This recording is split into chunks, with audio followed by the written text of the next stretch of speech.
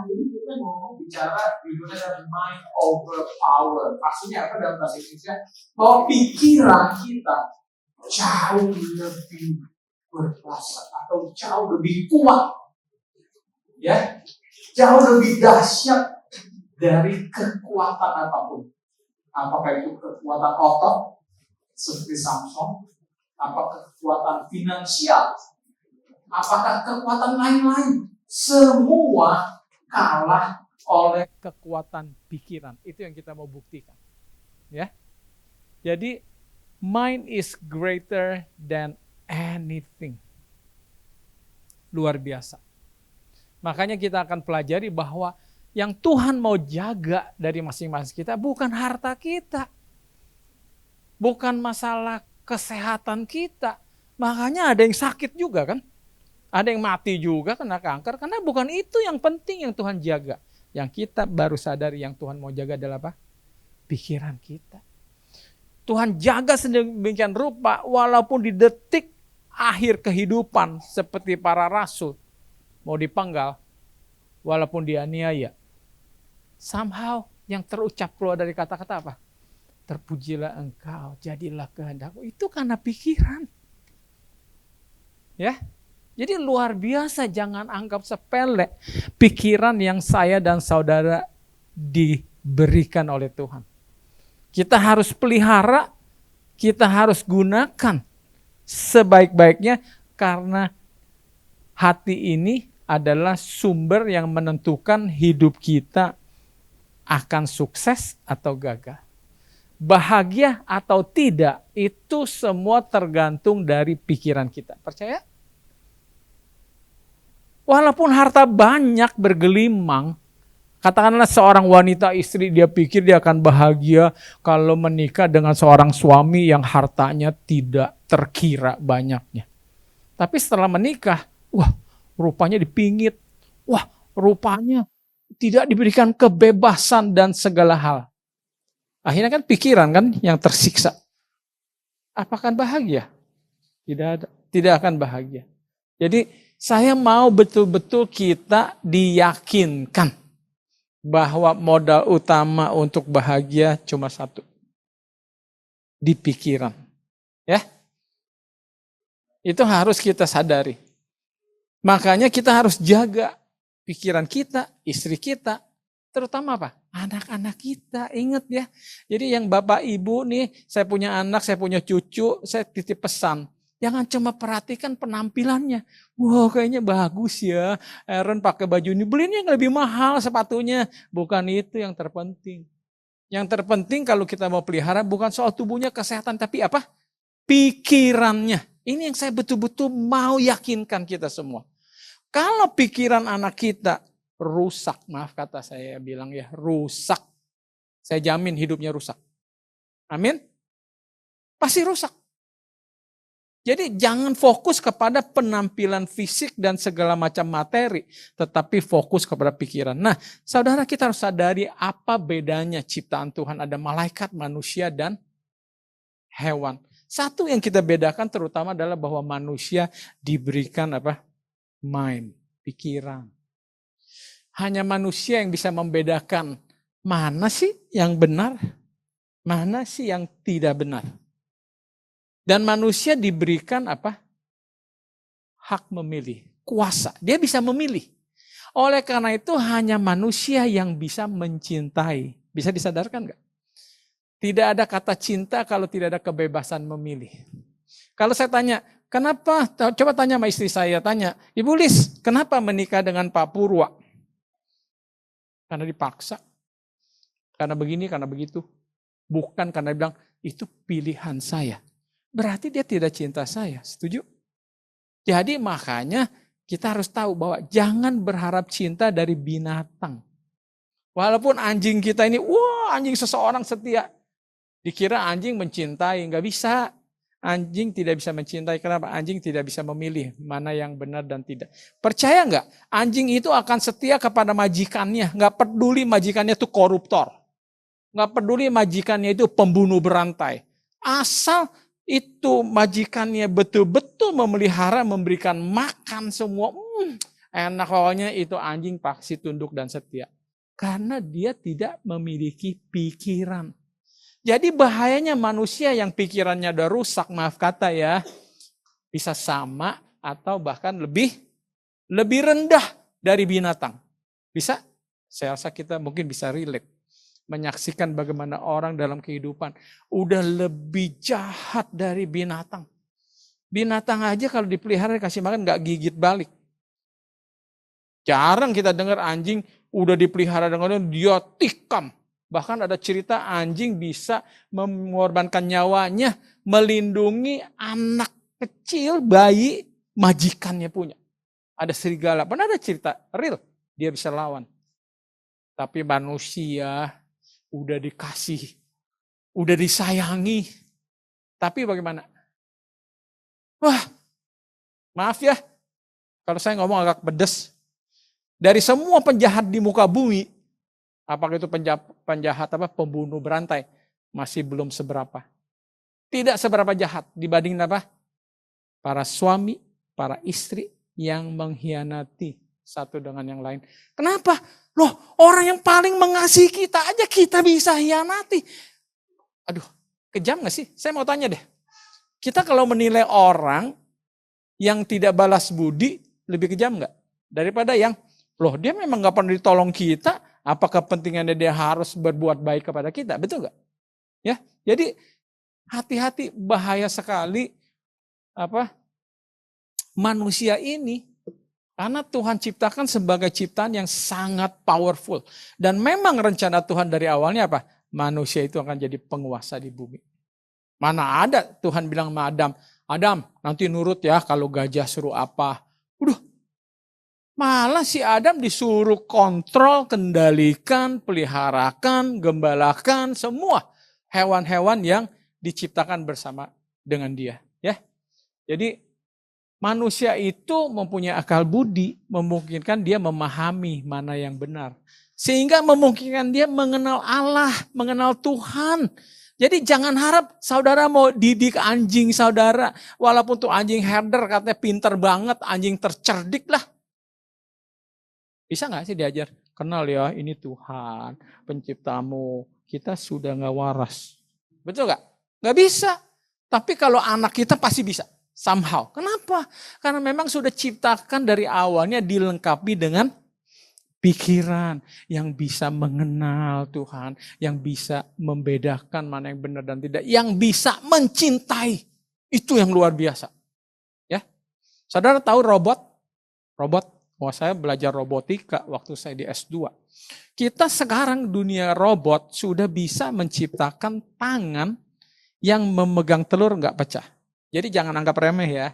Manusia punya sensor bisa mengontrol kekuatan sampai pegang telur nggak pecah. Seperti buaya bisa gigit telurnya nggak pecah. Pernah lihat nggak? Saksikan deh, nonton deh film buaya bisa pindahin telur anaknya. Padahal ini rekamannya luar biasa biasanya tuh kuat banget. Bahkan di kitab Ayub yang baru kita baca bersama. Tuhan menciptakan tentang buaya. Buaya itu ditakuti. Sama semua binatang apa yang tinggi itu, wah katanya dia punya punggung itu, wah ada desain itu kan yang sisik kencengnya itu, wah di panah nggak tembus apa gitu, wah luar biasa. Nah jadi kita menciptakan robot sekarang manusia sudah bisa secara fisikalnya. Tapi tahu nggak yang termahal dari robot itu apanya? Hah? Bukan tangannya, bukan kakinya. Otaknya itu yang paling mahal, jelimet.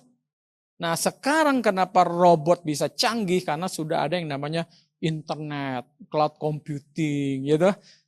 Yang data semua processing, semua program bisa jelimet, AI, artificial intelligence semua sudah ada. Jadi tinggal robot itu simple, asal ada koneksi ke internet itu robot pinter. Kalau dulu robot ya, belum ada internet, memorinya itu cuma bisa, hafal lah, bisa main biola. Ada pernah, lihat aja nanti di YouTube ada robot ciptaan Jepang bisa main biola. Tapi lagunya terbatas, karena otaknya terbatas. Paham ya? Tapi sekarang kalau kita bilang itu cloud robot, tidak terbatas. Coba chat GPT, coba Google tanya apa aja bisa ditanya. Langsung, sebentar ya. Banyak contekannya soalnya. Betul gak? Jadi how intelligent. Nah itu sebetulnya sama seperti similaritasnya kita dengan Tuhan. Manusia memang bukan robot, tapi kalau manusia ini connect pikirannya sama Tuhan, dia menjadi manusia yang luar biasa. Karena ada backingnya. Semua hikmat berasal dari Tuhan. Dan disalurkan kepada Dia. Itu yang kita harus sadari, ya. Jadi manusia diberi anugerah mind oleh Tuhan yang membedakannya dari hewan yang membuatnya memiliki kekuatan untuk memilih antara kebaikan dan kejahatan. Seekor anjing tadi saya katakan akan setia kepada siapapun yang memperlakukannya dengan baik.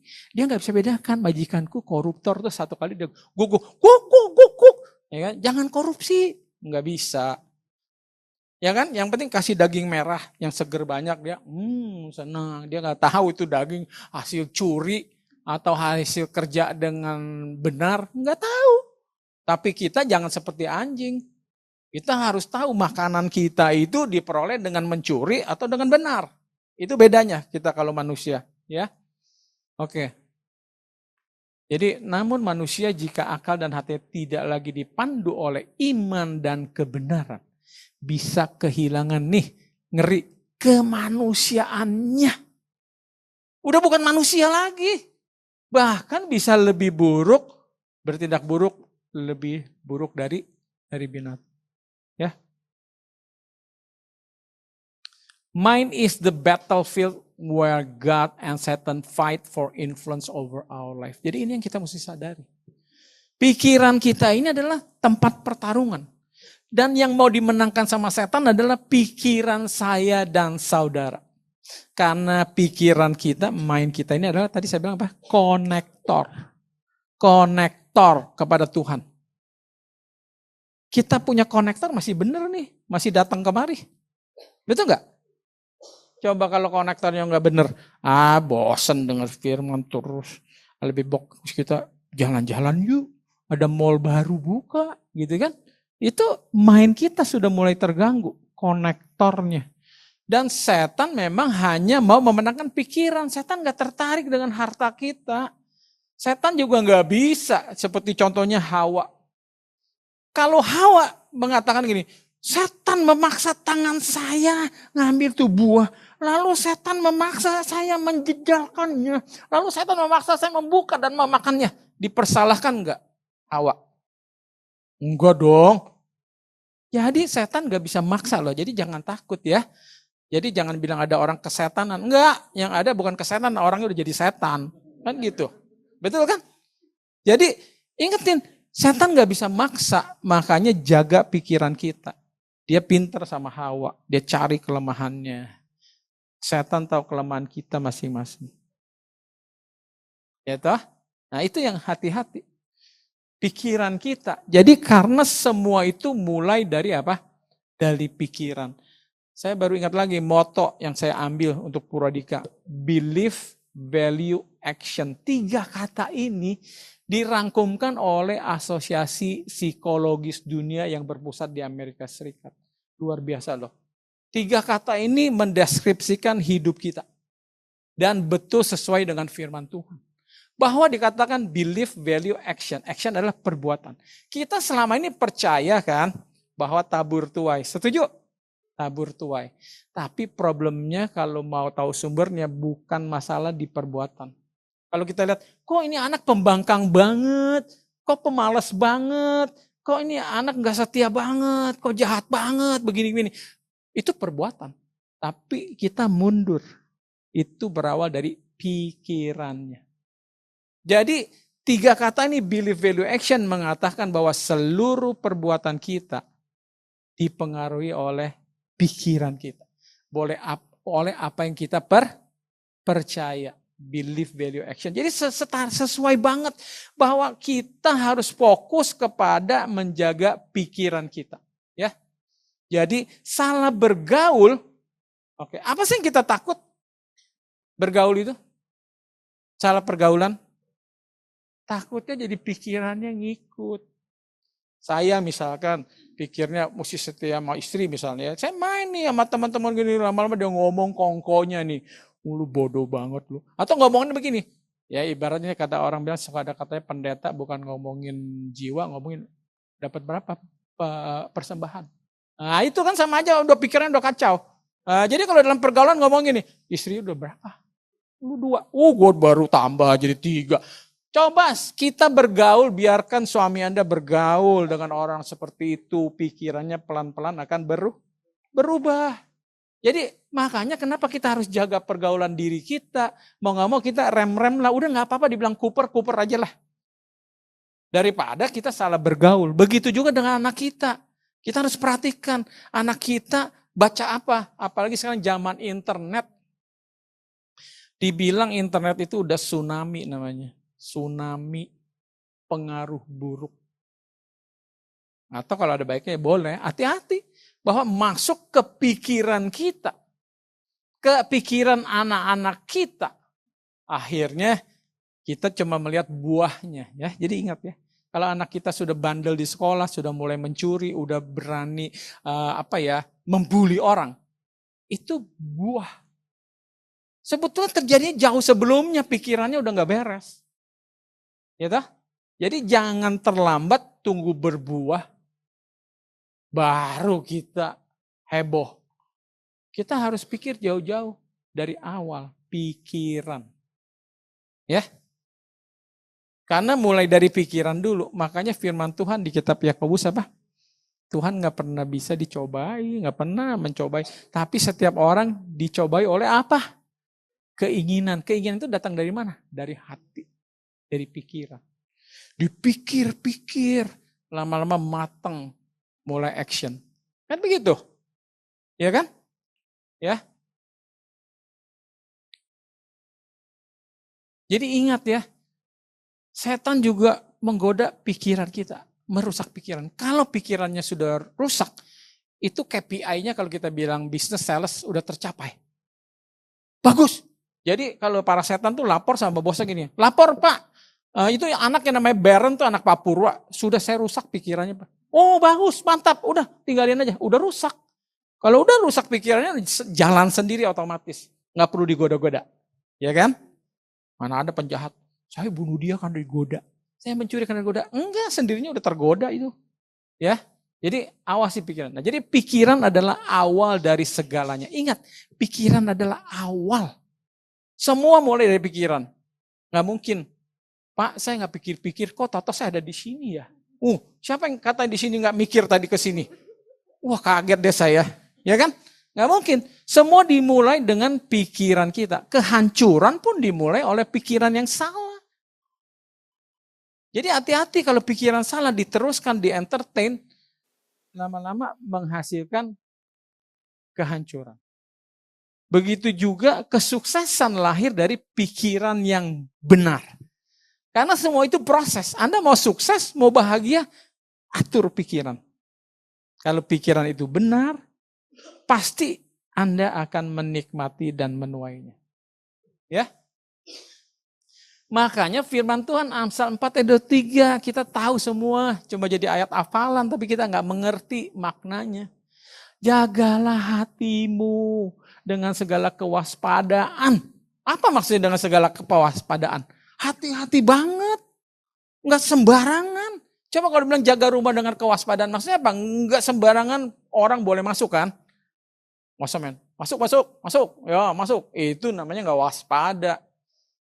Jadi waspada maksud Tuhan tuh apa yang masuk ke hatimu. Lewat mana masuk ke hati? Lewat mata, lewat telinga, lewat semua panca indera. Betul? Dia bilang harus kita jaga. Karena dari situlah terpancar kehidupan. Jadi kalau mau tahu kehidupan seseorang akhirnya bagaimana, baca pikirannya. Jadi itu yang saya ajarin sebagai influencer kepada para wanita. Kalau mau mencari suami, jangan lihat tampang. Jangan lihat karena ganteng. Karena banyak duit, karena begini begitu, karena manis. Semua juga nama jatuh cinta mah manis. Ya enggak? Namanya ada maunya mah manis, udah nanti habis sepah dibuang, betul gak? Jadi kenali apa? Pikirannya. Coba camkan. Kenali apa? Pikirannya. Dari situ kita tahu. Jadi banyak pernikahan gagal karena semua tidak mau mengenal pikirannya. Yang penting ganteng, yang penting cantik. Ya sudah, gue akan bahagia dengan kegantengan dan kecantikannya. Setelah menikah baru tahu, kok lu pikir gitu ya? Wah, sekarang gue gak bisa punya anak, lu mau ceraiin ya? Wah gitu ya. Oh kalau sekarang saya punya anaknya perempuan, salahin saya ya sebagai istri. Ya kan pikiran. Oh kamu pikir boleh ya poligami misalnya dan segala macam. Itu semua dari pikiran. Sebaiknya terserah kalau nggak mau percaya. Ujilah pikiran. Kenali pikirannya. Di situ terpancar kehidupan Anda nanti di rumah tangga seperti apa. Amin gak sih? Aduh kalau masih bandel nanti saya opnam deh. Oke?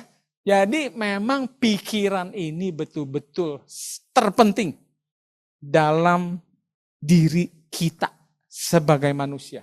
Ya. Kalau nggak percaya, boleh tanya lagi. Kenapa kok dia hebat ya?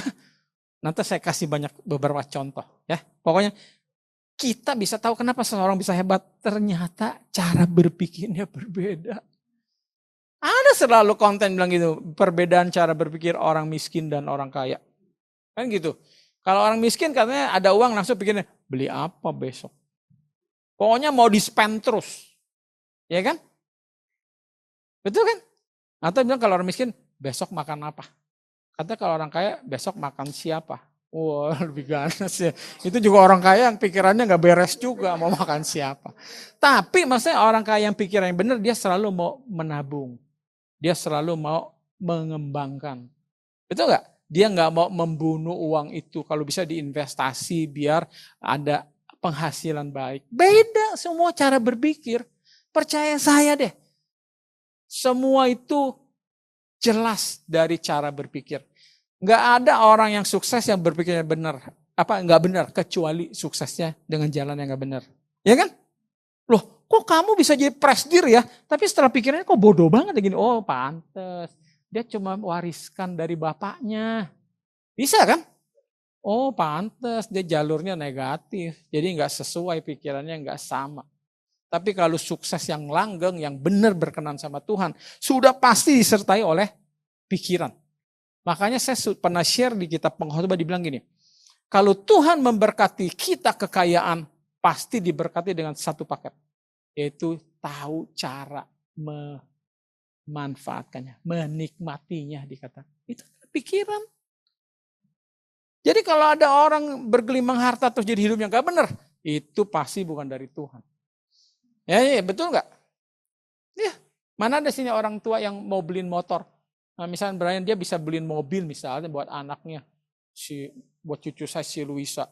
Oh Luisa, biar keren ya. Walaupun baru umur 7 tahun, nyetir mobil sendiri ya ke sekolah. Wah. Ya kan? Itu pikirannya bapaknya sama emaknya mulai gak beres. Betul gak? Indikator. Harus dibenerin.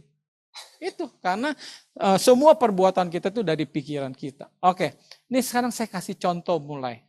Lihat contoh Samson. Samson sebagai contoh mutlak bahwa kekuatan otot tidak ada gunanya. Kekuatan finansial tidak ada gunanya, akan habis kalau tidak ada apa? Kekuatan pikiran. Samson itu nggak bisa mengendalikan pikiran, emosi, nafsu dan segala macam. Kita tahu kisahnya. Jadi percuma Tuhan kasih kekuatan pun bisa melawan 1000 orang. Nggak ada guna. Kalau pikirannya nggak beres. Itu yang terbukti. Makanya untung menjelang kematiannya somehow pikirannya disadarkan. Tuhan kalau berkenan kali ini berikan aku kesempatan. Akhirnya terpenuhi juga rencana Tuhan semula dalam kehidupnya. Jadi ini contoh. Jadi jangan saudara mau mengandalkan apapun. Tapi kalau pikiran nggak benar, nggak sukses. Jadi ingat ya, jangan pikir gini, oh udah saya kan banyak harta, saya akan wariskan banyak uang sama anak saya. Aman, tidak aman kalau pikirannya nggak benar. Amin. Karena harta berapa banyak pun habis sama itu anak. Betul? Ya. Jadi itu yang terjadi dengan Samson. Lalu apa yang terjadi dengan ini? Ayub. Kenapa Ayub bisa bertahan? Walaupun udah hilang segalanya kecuali istri dan penyakit kudis. Karena ininya. Pikirannya masih terpelihara. Betul? Itu kekuatan Ayub. Walaupun udah gak miliki apa-apa. Dia masih bisa mengucap syukur kepada Tuhan. Seharusnya juga. Dia mesti tetap bersuka cita. Tetap berbahagia. Karena apa? Pikirannya terpelihara. Jadi keadaan apapun, walaupun dihapus dari hidup saya dan saudara, kalau pikiran ini terpelihara dengan baik, kita akan selalu bersuka cita, selalu damai sejahtera, dan akan selalu memuji dan bersyukur kepada Tuhan. Amin? Amin, itu fakta. Jadi jangan alasan, Tuhan berkati dong, makanya saya gak pernah bersyukur sama kamu. Ya kan? Karena Tuhan gak berkati sih, itu omong kosong. Itu yang gak benar pikiran kita. Makanya Tuhan gak berkati kita sampai sekarang karena pikirannya masih belum beres, masih ngaco. Paham ya? Oke, lalu setelah Ayub, Rasul Paulus. Bagaimana pikiran yang salah diperbaiki. Dia akhirnya tahu bahwa Yesus itu Tuhan. Yang seharusnya harus dimuliakan, langsung hidupnya berbalik. Betul? Sampai kehidupan Paulus kalau baca, penuh penderitaan. Keluar masuk penjara, dilemparin batu. Sampai dia juga di dalam perjalanan misinya, kapalnya bisa karam. Mengalami banyak sekali kesesakan. Bahkan dikatakan dia di penjara selama 2 tahun di rumah, gak boleh keluar. Orang boleh datang, tapi dia nggak bisa kemana-mana. Gitu? Jadi dalam kehidupannya seperti itu, belum lagi saudara tahu dia dibutakan Tuhan kan? Ya kan? Lalu dikasih lihat, tapi dikasih lihatnya nggak 100%. Matanya masih agak rabun-rabun. Paham ya? Ya kita mungkin Tuhan mau supaya dia jangan lupa. Tapi saudara baca di dalam Filipi 3 ayat 17, Tuhan bilang, semua yang kuanggap untung. Wah, posisi lah, jabatan, harta. Kuanggap rugi. Karena pengenalan akan Yesus Kristus. Bahkan kuanggap sampah. Aduh, luar biasa. Emas dibilang sampah. Saya mau tanya sekarang yang gila.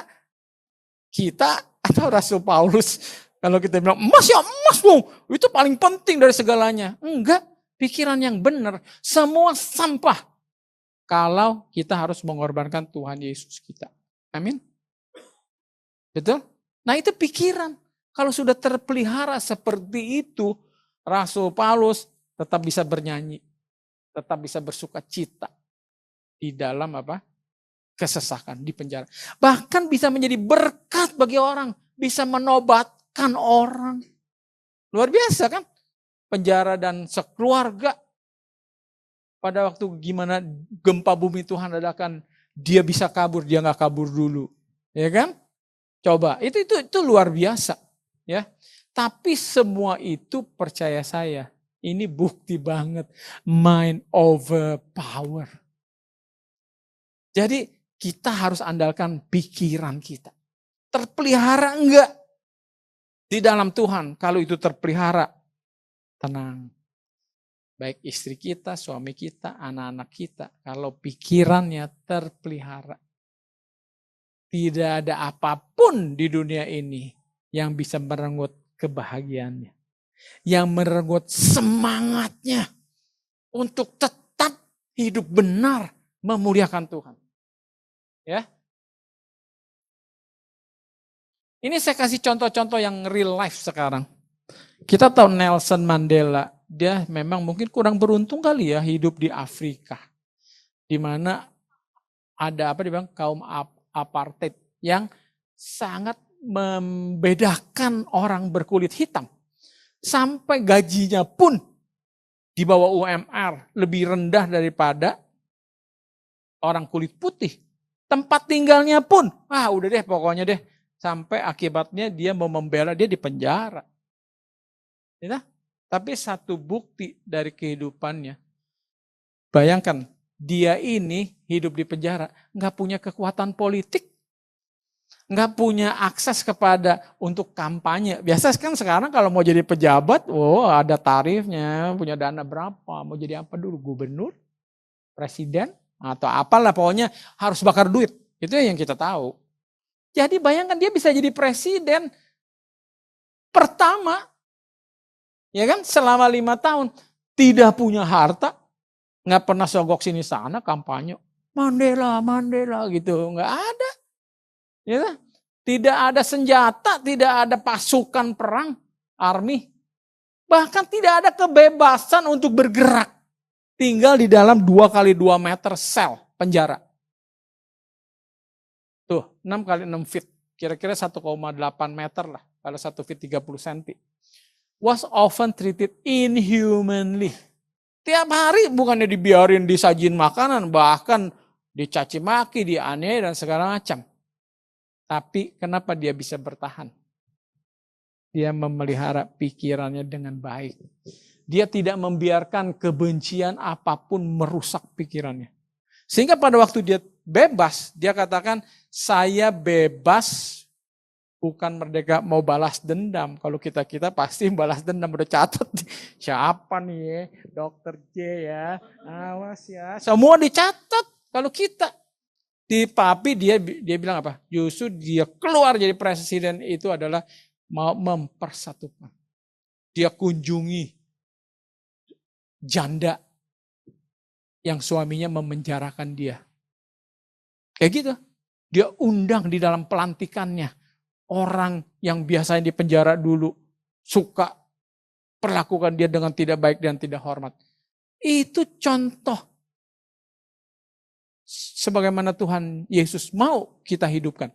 Pikirannya, the mind overpower, walaupun powerless, yet unshaken. By every external standard, he was powerless.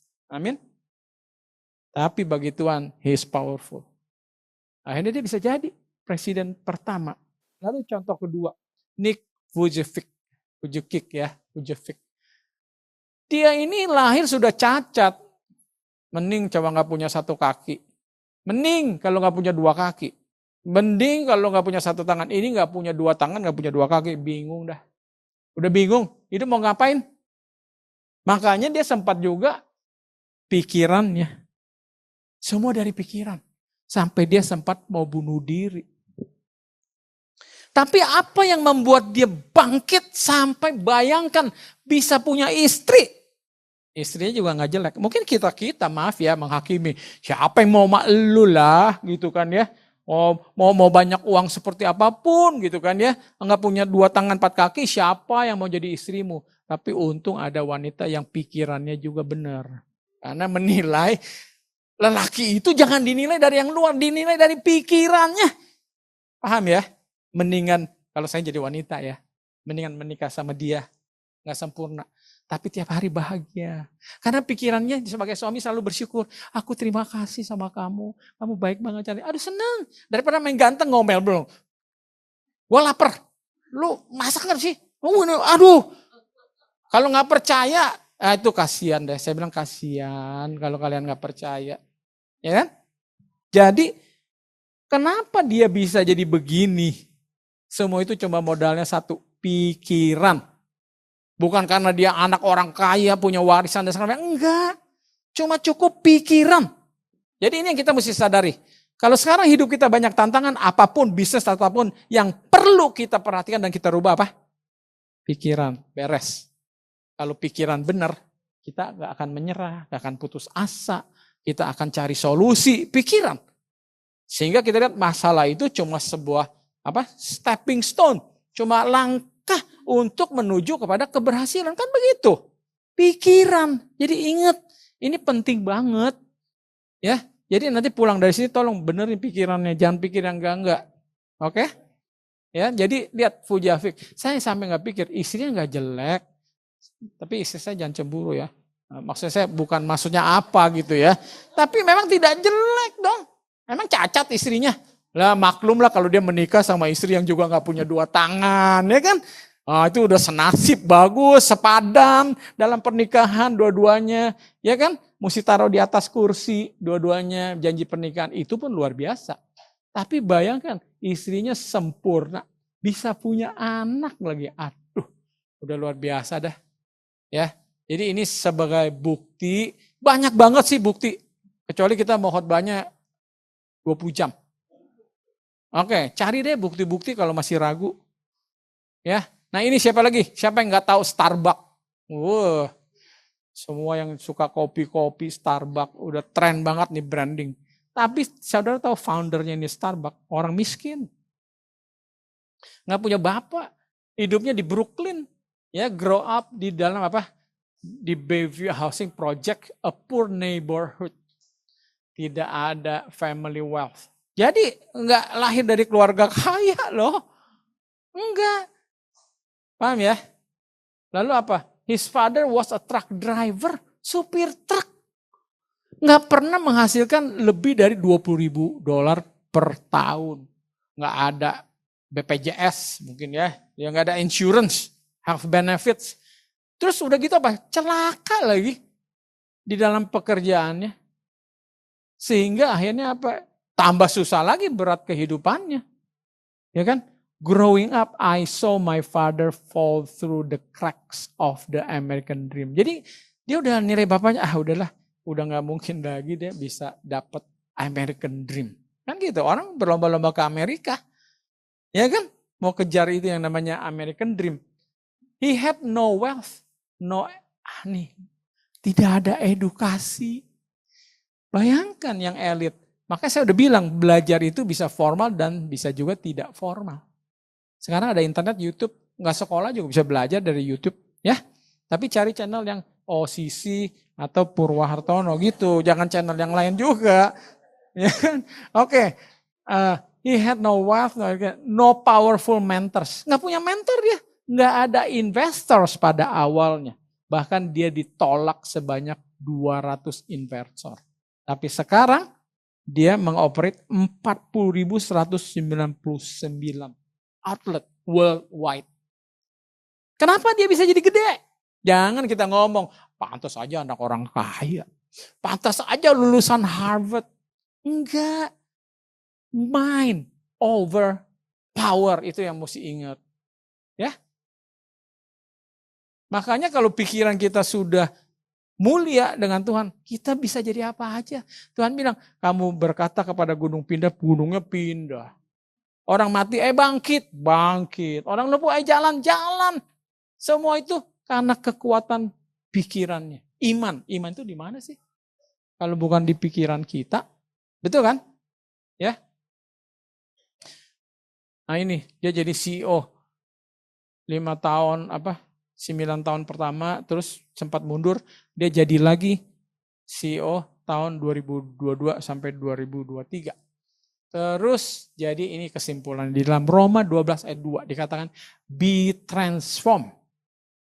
Be transformed, diubahkan. Bagaimana caranya? Firman Tuhan katakan by the renewing of your mind. Karena awal sebuah perubahan mulai dari pikiran, dari mind. Kalau orang yang tetap pikiran gini, udahlah saya gak bakalan bisa maju. Udahlah saya gak bakalan bahagia. Udah selesai. Karena tamat di pikirannya. Tapi orang yang mau maju, bisa maju, berkembang, semua pikirannya berbeda. Ya, betul? Ya. Jadi ingat nih, Roma 12 ayat 2. Ayo, ubah hidup kita. Ubah apa yang kalian mau, ubah. Tapi jangan lupa, semua itu dimulai dengan mengubah pikiran kita. Karena kalau pikiran kita belum terubah, ujung-ujungnya walaupun kita sukses, gak bertahan lama. Ya, camkan itu. Orang yang sukses gak jujur, bertahan lama gak? Tuh ada yang orang kaya ternyata korupsi. Sekarang mulai kita lihat deh sosial media. Si Anu, saya kira kaya dia ya. Dia influencer juga, suka pakai mobil-mobil balap. Ternyata calo katanya. Makelar. Kasus korupsi. Sedang di KPK. Ya buat apa? Ya, karena pikirannya tidak diubahkan. And the peace of God which transcends all understanding will guard your hearts and your minds in Christ Jesus finally, brothers and sisters. Ini ayat inti yang saya mau bahas lebih dalam, ya. Jadi, whatever is true, whatever is noble, right, pure, lovely, admirable, excellent, praiseworthy, think about such things. Dulu saya pikir ini ayat cuma begini, supaya bahagia, pikir yang senang-senang. Pikir aja, Mbak, kita lagi nginep di hotel bintang 12. Kita lagi begini-begini. Pikir yang indah-indah. Aduh, cara kerja mengubah hidup bukan begitu. Saya udah pikir-pikir loh, mungkin Priscilla datang sama saya. Atau Roy datang. Om Purwo bener, saya gak bohong. Saya udah pikir-pikirin. Saya punya kerajaan, punya istana gitu lah. Bukan begitu maksudnya. Paham ya? Bukan masalah kita mikirin apa, tapi merubah isi dan cara berpikir. Kalau saya boleh labelkan ini sebetulnya secara biblical, this is the way of Jesus thought atau thinking. The way of the thinking way of Jesus. Gimana deh mau dikatakan? Cara berpikir Tuhan Yesus tuh ini ayatnya. Jadi kalau Tuhan bilang ikutlah jalanku, nggak ada guna. Saudara cuma ikut jalan, oke saya ke gereja, saya ikut bayar perpuluhan. Tetapi pikirannya nggak diubahkan seperti Kristus, nggak ada guna. Ya, banyak orang kok munafik, dia kelihatannya baik aja, ternyata di belakangnya lebih kejam dari buaya. Ya kita mana tahu. Ya, nah jadi kita mau bahas satu-satu. Ya. Arti daripada masing-masing kata. Pertama dibilang apa? Ini dalam bahasa Greka aslinya. Dibilang apa? Alete, true. Jadi di dalam pikiran kita harus berpikir semua yang benar. Apa contohnya yang benar? Kasih Tuhan tidak akan pernah berubah. Sebagaimana buruk pun aku, Dia tidak pernah meninggalkan aku. Dia pasti selalu menerima bila aku memohon ampun dan mau bertobat. Itu pikiran yang benar. Kalau pikiran itu sudah gak benar, pikiran udah gini, aku harus banyak bawa perpuluhan, kalau enggak gak bakal dapat berkat. Itu udah pikiran yang keliru. Sehingga akhirnya bisnis boleh kacau, boleh gak jujur apa. Yang penting kan aku bawa perpuluhan. Itu adalah cara pemikiran yang tidak benar. Tidak alkitabiah. Ini jadi penting. Pikiran kita yang benar tentang Tuhan itu penting. Karena kalau enggak hubungan kita tidak bertahan. Kita tidak akan kuat. Fondasinya goncang. Jadi yang sekarang message pertama. Sudahkah saya dan saudara mengenal Tuhan dengan benar? Kebenaran. Makanya jangan males. Kita ada sekarang project Follow the Bible. Cuma baca satu pasal sehari enggak mau ikut. Masalahnya bukan waktu saudara, bukan fisikal saudara, bukan mata saudara yang gak bisa baca. Masalahnya apa? Pikiran saudara masih belum terobati, belum benar, belum transform. Saya maunya sekarang coba ubah pikiran. Rajin baca firman. Karena penting supaya yang benar itu, pengenalan Tuhan yang benar harus benar. Bahwa Tuhan itu setia. Sekalipun kita tidak setia, itu pikiran yang benar. Bahwa kehendak Tuhan selalu memberikan yang terbaik buat masing-masing kita. Kalau kita belum mencapai keberkatnya, karena kita yang belum siap, bukan salah Tuhan. Itu pikiran yang benar. Saudara percaya nggak? Banyak pikiran yang salah. Makanya merusak. Bukan hanya hubungan kita sama Tuhan, merusak hidup kita akhirnya. Kenapa nggak ke gereja lagi? Karena di pikirannya Tuhan jahat, kayak anak kecil. Kalau nggak dapat permen, Tuhan jahat. Kalau dikasih permen, Tuhan baik deh, gitu kan? Nah itu hati-hati kita dalam hidup ini. Bisnis lagi oke, sukacita sedang puji Tuhan. Begitu bisnis agak merasa sedikit-sedikit, udah mulai, wah goyang gini. Pertanyakan, Tuhan masih menyertai nggak? Itu pikiran. Jaga pikiran saya dan saudara. Bahwa Tuhan itu setia. Bahwa segala masalah bukan sumbernya dari Tuhan. Ini pikiran. Saya selalu sharing. Yakobus 1 ayat 17. Apa yang sempurna, baik dan sempurna itu asalnya dari Tuhan. Di luar itu bukan dari Tuhan. Itu sudah membentengi pikiran saya dari Tuhan. Jadi saya nggak gampang terjebak sama setan. Tuhanmu tuh udah ngambek sama kamu. Kemarin sih kamu perpuluhannya terlambat. Coba bayangkan, kejam banget gitu kayak tukang pajak aja masih boleh. Ada terlambat berapa lama terus kita denda. Pikiran kita kadang-kadang dari hamba Tuhan yang juga gak benar. Jadi pikirannya ditanamkan yang gak benar tentang Tuhan saya dan saudara. Ya kan? Hanya yang baik dan sempurna. Jadi itu nomor 1 ya. Jadi belajar dan kenali Tuhan. Ikut komsel. Bukan kalian bodoh, bukan kita bodoh. Kita mau sama-sama belajar. Supaya kita lebih mengenal Tuhan. Supaya kita pikirannya dibenerin, dikoreksi tentang, oh saya pikir tadinya Tuhan begitu ya. Orangnya dendam juga ya. Hitung-hitungan juga. Tuhan tidak pernah hitung-hitungan. Kalau mau tahu. Kalau dibilang dalam Chinese, boceng li. Aduh Tuhan tuh udah membuat kita boceng li. Masih diterima. Kita nggak tahu bersyukur, apa Tuhan kan tetap mengasihi kita aja. Paham ya? Kayak gitu loh, itu yang jadi mesti dibenar. Yang kedua, semna nobel. Apakah pikiran-pikiran kita itu sesuatu yang suci, yang mulia? Jangan pikir-pikiran yang jelek-jelek. Pikiran mau korupsi, pikiran mau jahatin orang, mau tipu orang. Ya kan? Jadi pikirlah semua yang nobel, ya. Nanti juga pikirkanlah apa yang benar, yang right. Jadi pikir yang benar, kita harus tahu benar atau enggak kalau kita lakukan ini. Jadi bisnis pun mesti tahu yang benar. Ini merugikan konsumen enggak? Ini jujur enggak? Apa? Itu semua adalah pikiran yang benar. Karena kalau kita mulai terjebak melakukan yang tidak benar, cepat atau lambat kita akan tuai perbuatan kita itu. Buktinya koruptor-koruptor itu, dia mau kaya, tapi benar nggak dengan cara gitu suap menyuap? Nah itu kan, kita harus tahu yang benar. Benar nggak kalau kita nggak bersyukur membalas budi kebaikan Tuhan? Itu termasuk ya, mungkin itu termasuk yang di Nobel tadi, bahwa kita harus hormat orang tua. Itu sesuatu pemikiran yang mulia, betul? Kita harus bersyukur kepada Tuhan. Bahwa banyak pertolongan Tuhan, tapi kalau diminta pelayanan, ya nggak sempet, mau main. Aduh saya sedih. Saya nggak marah, tapi begitulah kiranya kita. Pikirannya belum benar. Betul kan? Ya. Lalu apa? Yang keempat, jadi ada 8. Pure. Ini penting banget, pure. Karena banyak orang punya motivasi buruk. Kenapa? Nggak mau melayani, karena mau pujian. Nah, kenapa begini? Oh banyak orang yang nggak murni. Mau menipu lebih lagi, pura-pura manis. Jadi jangan. Kita harus menjadi orang yang tulus.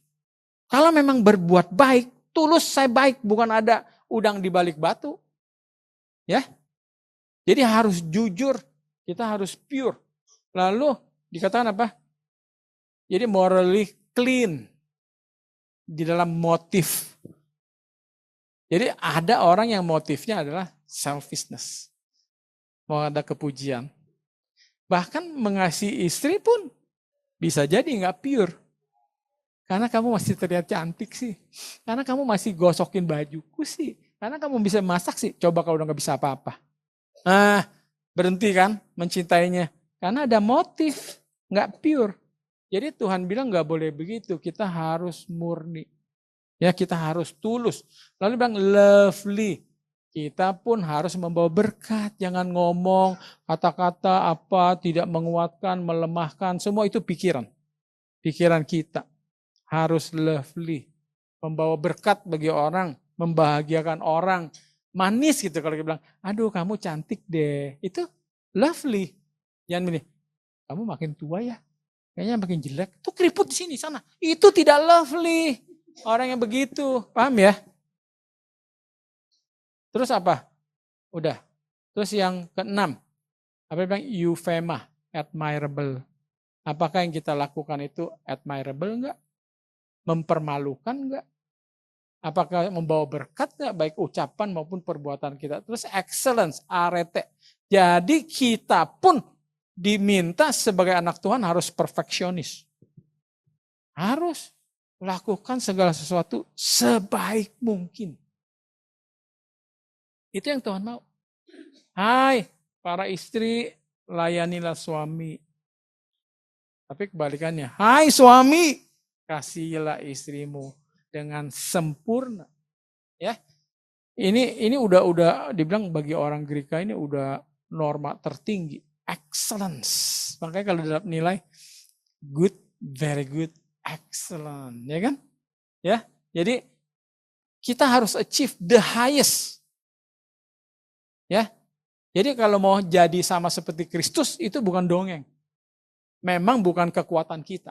Jadi kita bicara pikiran ini juga tadi dibilang di dalam Tuhan Yesus yang akan membantu saya dan saudara memelihara. Yang terakhir apa dibilang?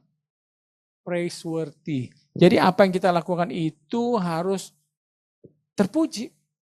Membuat Tuhan senang apa yang kita perbuat. Ya. Oke. Nah, ini yang saya mau tambahkan. Kita tidak boleh baca hanya ayat 7 dan 8. Tapi harus baca sebelumnya. Ini relate banget. Ini sebuah rantai. Maksudnya rantai ini adalah gini. Gak bakalan bisa terwujud. Yang tadi tuh pikiran kita bisa jadi true, bisa jadi noble. Itu gak bakalan. Memang harus campur tangan Tuhan. Maka dibilang Tuhan yang akan menjaga. Ya kan? Memelihara. Dibilang guard, bahasa Inggrisnya adalah guard. Guard itu luar biasa loh. Kalau udah guard itu tentara. Betul-betul dijaga benar. Karena itu sangat berharga. Ya. Jadi ada efeknya. Pertama dari ayat 4. Supaya itu tadi bisa terwujud. Tuhan bisa pelihara pikiran kita. Nomor 1, kita harus rejoice. Rejoice apa? Bahagia. Tadi malam saya baru bilang sama istri, saya baru sadari kata rejoice. Tadinya kita pikir kata rejoice adalah pokoknya kita bahagia walaupun gak ada apa-apa, yang penting masih ada Tuhan. Gitu? Benar, sukacita karena ada Tuhan. Tapi pada waktu kita kaya banyak berkat, itu pun kita bisa lihat kita rejoice atau tidak karena Tuhan.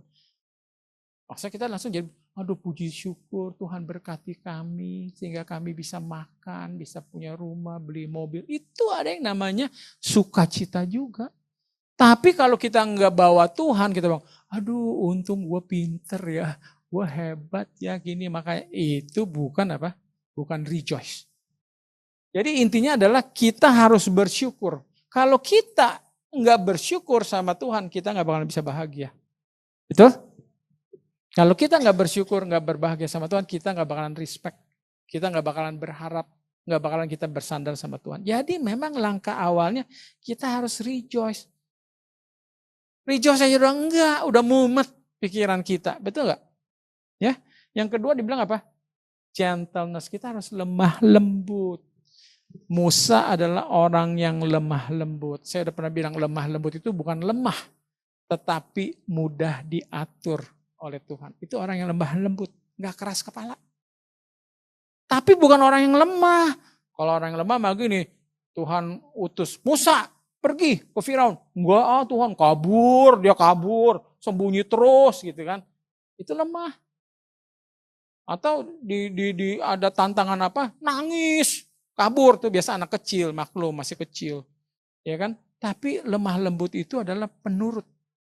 Mudah diatur oleh Tuhan. Jadi kalau kita enggak bersyukur, kondisi hati kacau, terus kita enggak penuh penyerahan lemah lembut, enggak usah lanjut. Mana bisa Tuhan mau atur hidup kita. Orang kita aja enggak menurut, berontak terus. Terus yang berikut apa? Tidak boleh khawatir. Jangan khawatir apapun. Karena kenapa? Khawatir ini betul-betul ya virus. Virus dalam pikiran kita yang mengacaukan segalanya. Sampai kita tidak bisa melihat yang jelas di mata kita. Itu khawatir. Kita udah khawatir, gimana ya bisnis saya akan tetap bertahan nggak? Sedangkan berkat masih mengucur tiap hari, kita udah khawatir. Saudara tahu, justru aneh ya, orang yang semakin kaya jangan kira jadi semakin gak khawatir. Pernah dengar nggak? Aduh, saya nggak kasih contoh sih ya. Ada lagi contoh Howard Hughes, dia tuh perusahaan pesawat terbang. Kalau kita dengar, hidupnya nggak tenang. Dia khawatir selalu, kapan dia bangkrut? Kapan begitu? Pernah dengar nggak Raja China juga? Dia khawatir kapan mati, karena dia maunya nggak mati-mati. Ya kan? Worry. Nah itu pikiran yang begitu, yang tidak berserah, itu harus kita lawan. Harus kita buang. Ya. Terus apa lagi dibilang? Harus rajin berdoa. Aduh, kita udah oke lah, kita sukacita. Terus kita bersyukur, kita nggak khawatir. Tapi nggak berdoa. Itu tahu nggak apa buktinya? Buktinya kita masih mengandalkan diri kita sendiri. Kalau saya lihat dulu saya pernah bilang, kalau kita mau mengukur listrik ada alat ukur. Listrik daya berapa watt, voltase. Kalau mau mengukur tinggi hatinya saya dan saudara adalah dari berapa sering Anda berdoa. Amin. Yang nggak pernah berdoa, tinggi hatinya pol. 100%, 1000%, 1.000.000%. Amin. Justru orang yang lebih rendah hati dia lebih banyak berdoa. Apa-apa dia doa. Mau ada apa-apa dia doa.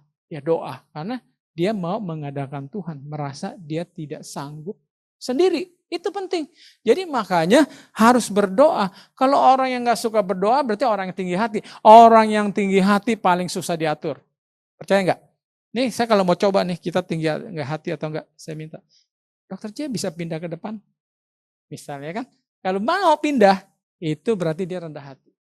Orang rendah hati mudah diatur, percaya gak sih? Yang susah diatur tuh tinggi hati. Siapa lu atur gue? Iya kan? Ngerti gak maksudnya? Banyak tersinggung, ngambek. Besok gak ke OSISI lagi. Kalau diatur sama ibu saya, sama istri saya, tolong dong ngantri di belakang. Ya kan? Bisa jadi. Bayangkan. Jadi Tuhan tahu itu, makanya kita harus rendahkan hati. Harus mau, kembali lagi ini bicara hak pilih kita. Melalui doa kita minta sama Tuhan. Ubahkan pikiranku. Tuntun pikiranku dengan hikmat-Mu.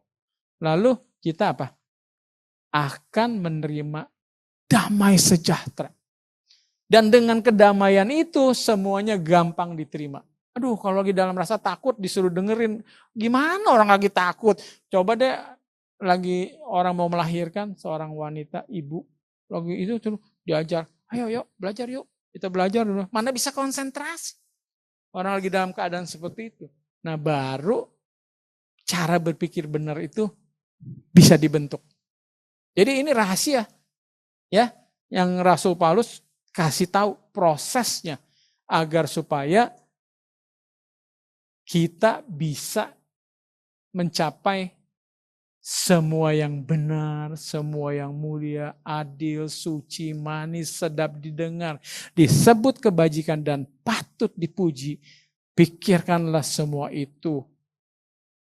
Dan ini bisa terjadi dalam hidup saya dan saudara. Semoga firman ini bermanfaat, jangan dilupakan. Jangan lupa judulnya apa? Mind over power. Jangan lupa dicatat, kalau perlu ditulis di mana-mana, lihat, baca tiap hari, ngaca, mind over power. Sampai ingat pikiran. Makanya di kitab Ulangan 6 ayat 6 Tuhan bilang apa? Ajarkanlah berulang-ulang kepada anakku. Maksudnya apa sih? Supaya diingat di mana? Di pikiran. Ya. Jadi semoga firman yang singkat ini, saya cuma waktu singkat mungkin juga udah over.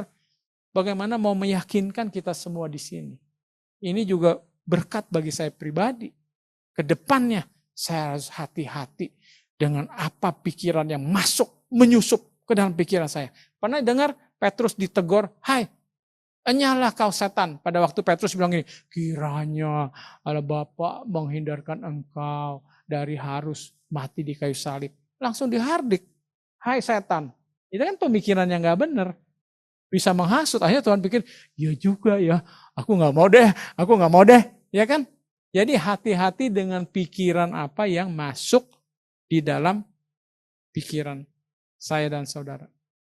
Ya, dan dengan demikian akan terpancar kehidupan yang benar-benar kita akan berbahagia. Tidak hanya di dunia, di bumi, tetapi di dunia baru. Sampai selama-lamanya saudara akan menjadi orang yang betul-betul terberkati. Menjadi berkat, menjadi kepujian dan kemuliaan bagi Tuhan. Amin.